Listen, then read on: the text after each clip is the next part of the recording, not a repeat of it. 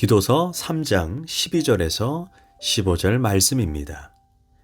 내가 아데마나 두기고를 내게 보내리니 그때 내가 급히 니고볼리로 내게 오라. 내가 거기서 겨울을 지내기로 작정하였노라. 율법교사 세나와 및 아볼로를 급히 먼저 보내어 그들로 부족함이 없게 하고 또 우리 사람들도 열매 없는 자가 되지 않게 하기 위하여 필요한 것을 준비하는 좋은 일에 힘쓰기를 배우게 하라. 나와 함께 있는 자가 다 내게 무난하니 믿음 안에서 우리를 사랑하는 자들에게 너도 무난하라. 은혜가 너희 무리에게 있을지어다. 아멘.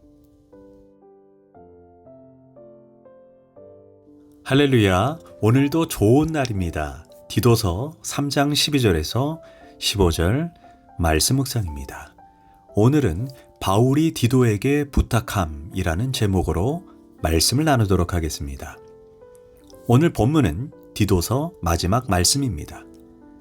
바울은 그레데 섬에서 교회를 개척했습니다. 이 섬에 지금 디도가 파송되어 성도들을 돌보면서 목회를 하고 있습니다. 그런데 오늘 본문에서 이제 디도를 다시 불러들이고 디도 자리에 아데마나 두기고를 보내겠다라고 말합니다. 12절입니다. 내가 아데마나 두기고를 내게 보내리니 그때 내가 급히 니고볼리로 내게 오라. 바울은 디도를 한평생 사역하도록 그레데로 파송한 것이 아닙니다. 이제 다른 사람을 파송합니다. 이를 좀 더 깊이 생각해 봐야 합니다. 사실 지금 하나님께서 가장 귀하게 쓰임받는 사람은 바울입니다. 바울은 가장 능력 있는 종입니다. 그리고 그 다음 서열이 디모데입니다. 바울의 선교적 차원에서 보면 디모데가 바울의 오른팔입니다.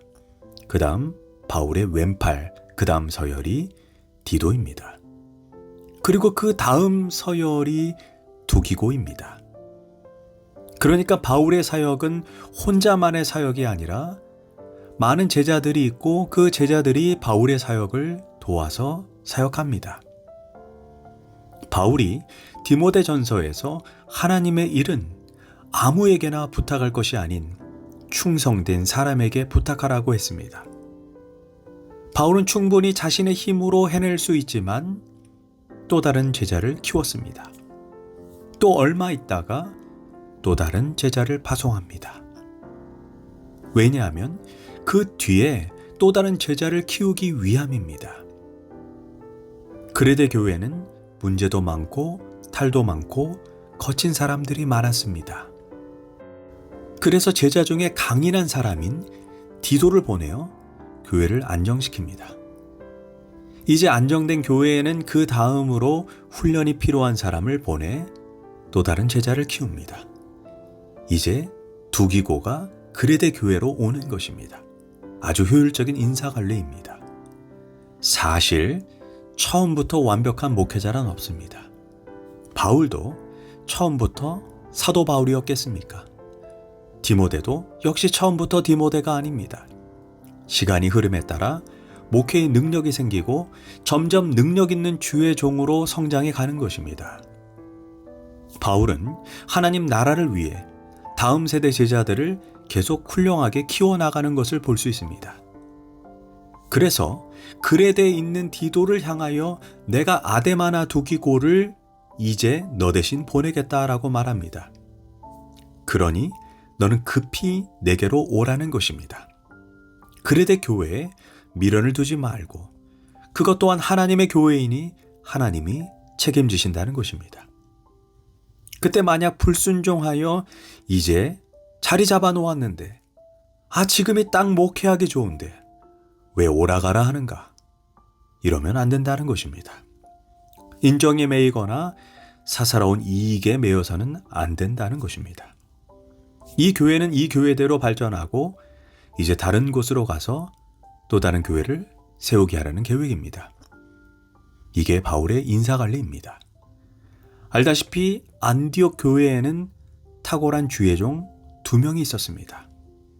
바울과 바나바입니다. 하지만 만약 바울이 안디옥 교회에 한평생 머물고 말았다면 선교는 어떻게 되었을까요? 아마 복음은 전 세계로 뻗어나가지 못했을 것입니다. 물론 안디옥 교회 입장에서는 떠나보내고 싶지 않습니다. 그렇지만 세계 선교를 위해 바나바와 바울을 보냈습니다. 그때 그들을 통해 놀라운 하나님의 역사가 세워집니다. 그래서 인간적인 정의나 또한 인간적인 생각에 집착해서 하나님의 그 놀라운 복음적 사역을 제한해서는 안 됩니다. 그래서 오늘 본문에서 두기고를 보내면서 디도를 소환합니다. 그러면서 12절 마지막 부분에서 이렇게 말합니다. 내가 급히 니고볼리로 내게 오라. 내가 거기서 겨울을 지내기로 작정하였노라. 즉 니고볼리에서 디도와 함께 바울이 지낼 작정이라는 것입니다. 선교사로 파송된 사람들은 일정 시간이 되면 반드시 파송한 교회로 돌아와서 재충전하는 시간이 필요하다는 것입니다. 그래서 선교학에서는 한 선교사가 다시 원점으로 거점으로 돌아와서 본래적인 신앙을 다시 회복하고 재충전해야 됨을 아주 중요하다라고 강조합니다. 한 곳에 이동하지 않고 너무 오랫동안 머물다 보면 신앙적으로 변질되는 경우가 있습니다. 그래서 파송한 교단에서 단체로 돌아와서 다시 재충전하며 자신의 신앙을 점검하는 것이 필요합니다. 그래서 사도 바울은 지금 디도를 불러서 한 겨울 동안 같이 지내면서 또다시 훈련을 하는 것입니다. 그리고 디도는 또다시 파송을 받게 됩니다.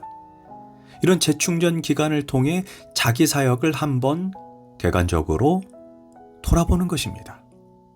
그런 점에서 바울이 디도를 불러서 한 겨울 동안 함께 머무는 것입니다. 그러면서 바울이 디도에게 부탁을 합니다. 13절 율법교사 세나와 및 아볼로를 급히 먼저 보내어 그들로 부족함이 없게 하고, 바울은 율법교사인 세나와 아볼로에게 본 서신서인 디도서를 써서 그레데에 있는 디도에게 먼저 보냈습니다. 그러면서 이 두 사람이 그레데로 가면 궁핍하지 않도록, 하나님의 일을 하는 사람들의 생활이 궁핍하지 않도록 도와주라고 명령합니다. 그러면서 바울이 디도에게 이런 부탁도 합니다. 14절입니다.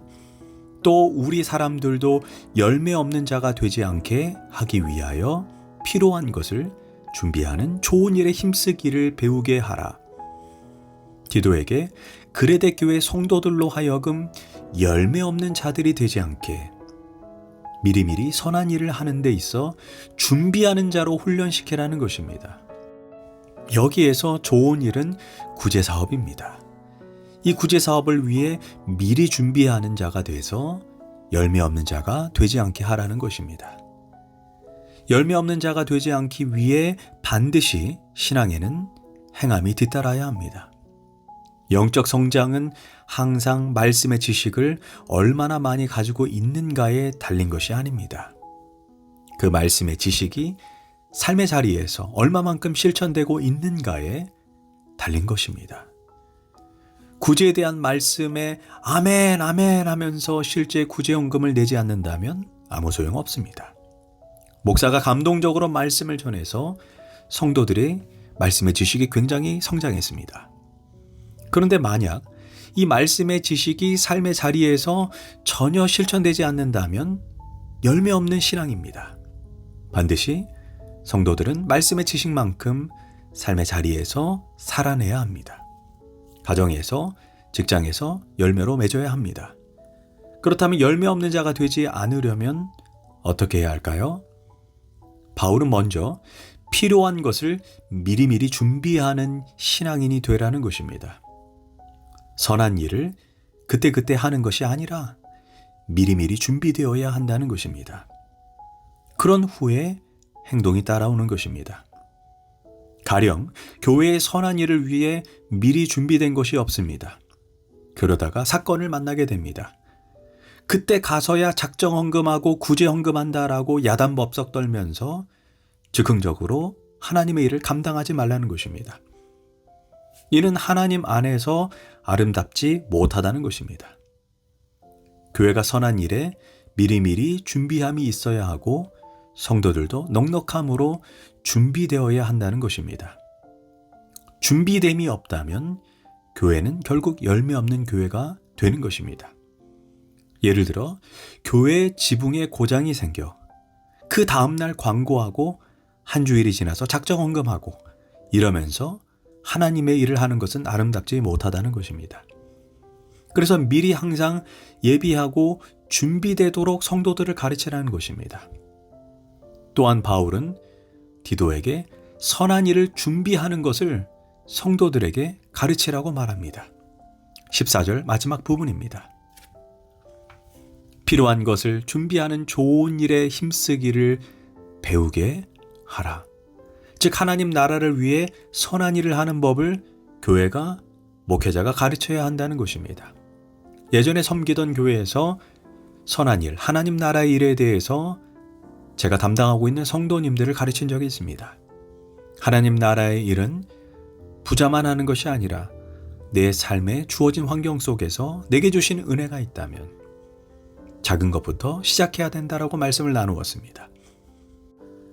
그런데 한 집사님이 은혜를 받고 자녀들이 칠순잔치를 해주겠다고 했지만 그 비용을 칠순잔치 대신에 한 영혼을 구원하는 전도 헌금으로 낸 것입니다. 참으로 아름다운 일입니다. 이처럼 복된 일은 배워야 합니다. 실천해야 합니다. 그래야 열매 맺는 신앙인이 됩니다. 기도하겠습니다. 하나님, 주님의 일을 할 때 선한 일에 미리미리 준비된 신앙인이 되게 하소서. 물론 쉽지 않지만 우리가 주님을 사랑하는 마음으로 하나님 나라가 우리 인생의 제1순위 목적이 되는 복된 인생 되게 하소서. 예수님의 이름으로 기도합니다. 아멘.